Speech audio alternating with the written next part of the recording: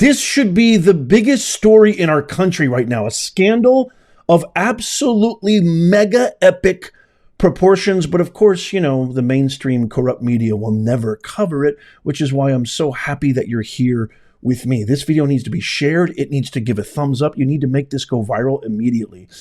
We have an exclusive. Daily Wire has uncovered a whistleblower.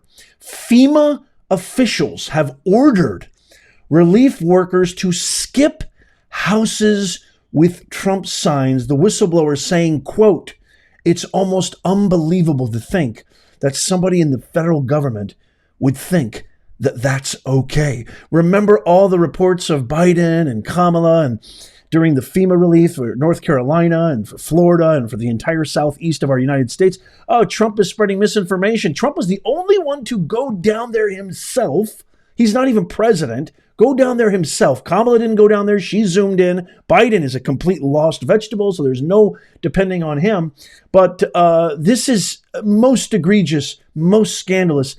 This is so downright wrong and evil. I can't even imagine this happening in my country. A federal disaster relief official ordered workers to bypass the homes of Donald Trump supporters as they surveyed damage caused by Hurricane Milton in Florida, according to internal correspondence and confirmed by multiple federal employees. Check out this right here. You can see the cell phone in the hand of a FEMA worker taking a picture of a home devastated by Hurricane Helene and has a Trump flag. So they're identifying, they're reporting it back to their supervisors, to the officials, to the authorities who have, obviously it comes all the way down from the top, Mayorkas, it comes down from Biden, Harris, Kamala, taking pictures of Trump supporter flags to make sure that they, you know, cover their tracks and are subservient to this ridiculous,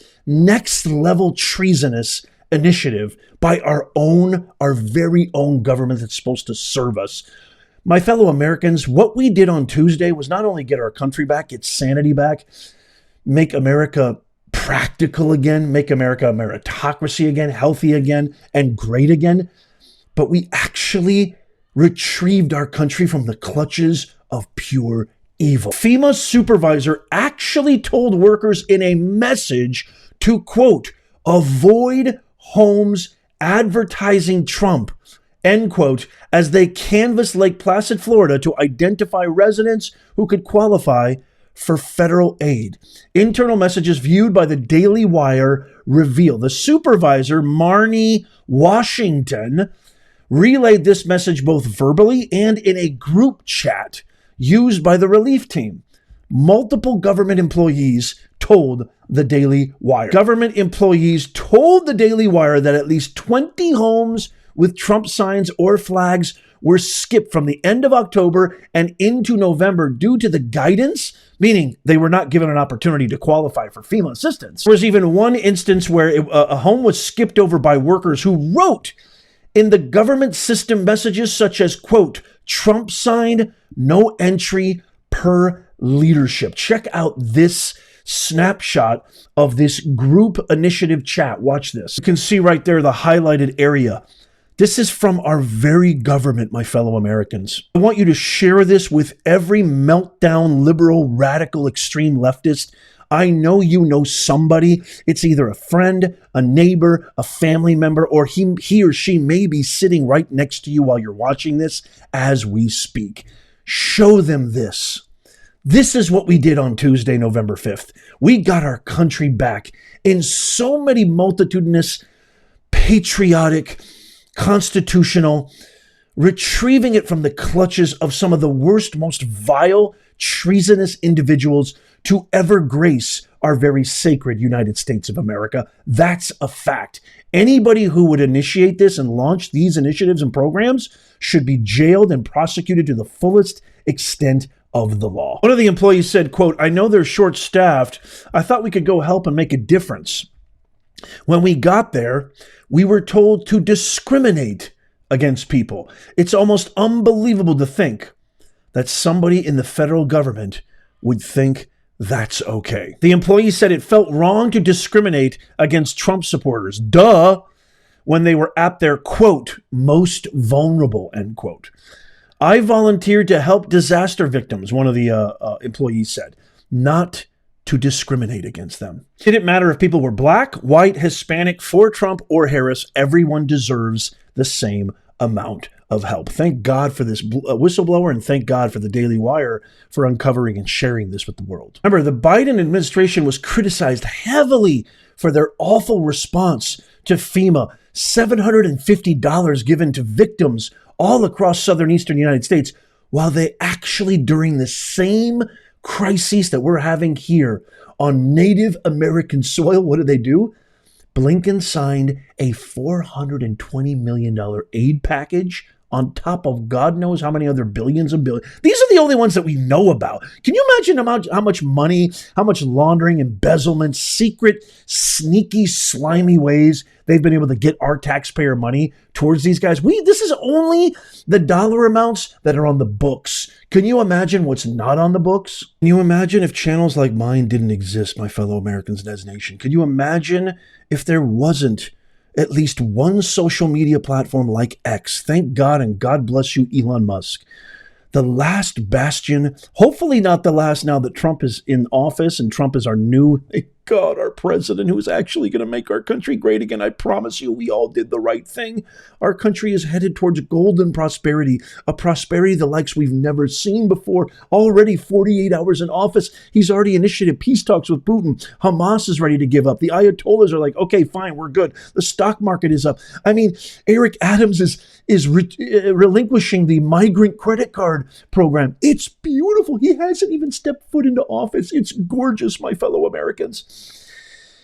If it wasn't for independent grassroots media organizations, citizen journalists, people who are actually on real subject matter experts, real people who are every single day in the thick of it, not like these elitist academic ruling class hypocrites, could you imagine? None of this stuff would get out. And then what did I find on MSNBC today?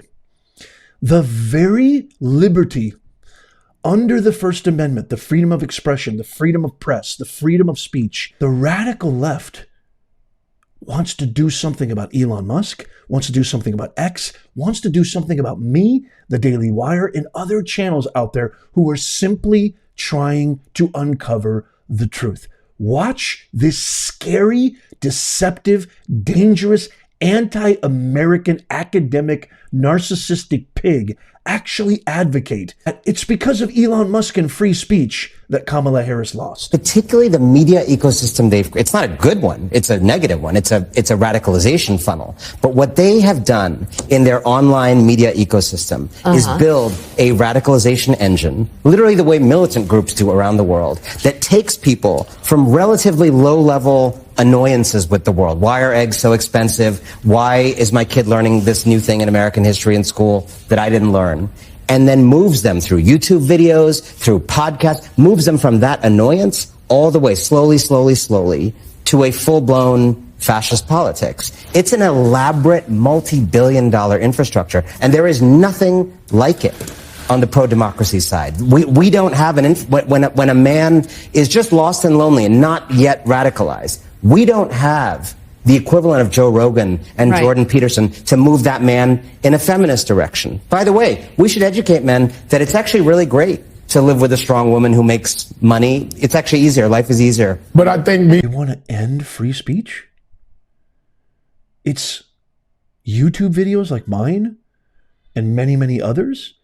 It's independent media. That's the reason that Kamala Harris lost. And I'm so appalled, so offended. I might even just write to MSNBC, and you should too.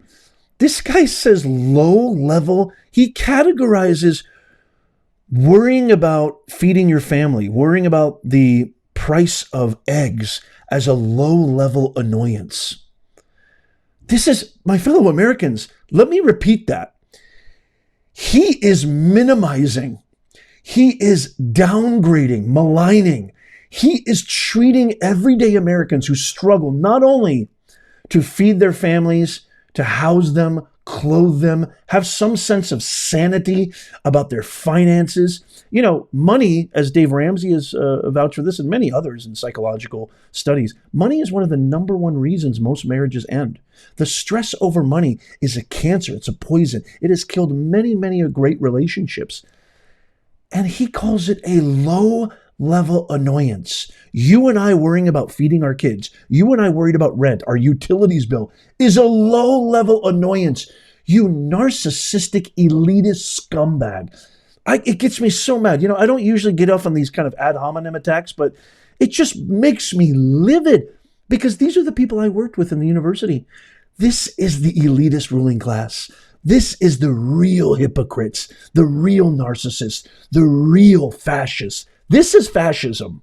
You don't have a right to talk and watch my videos. We can't talk about why they keep doing these things. Why are they not taking care of Americans? Why is America always last? How dare we talk about those things? That is radicalization. No, you need to listen to us. You need to listen to the media that we deem is important for you to watch.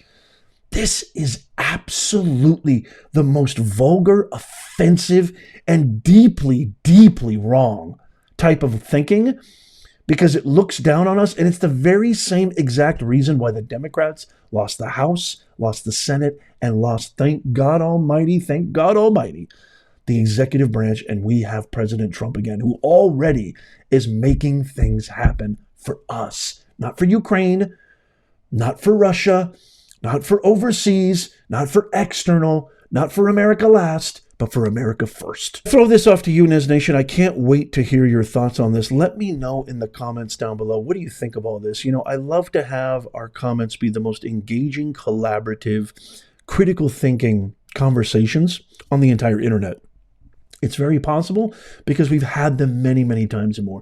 Don't ad hominem. Don't personally attack. And don't leave links. That goes straight to spam. I really deeply want to hear what you think. What do you think of what happened on Tuesday? By the way, opposing views, I welcome all of them.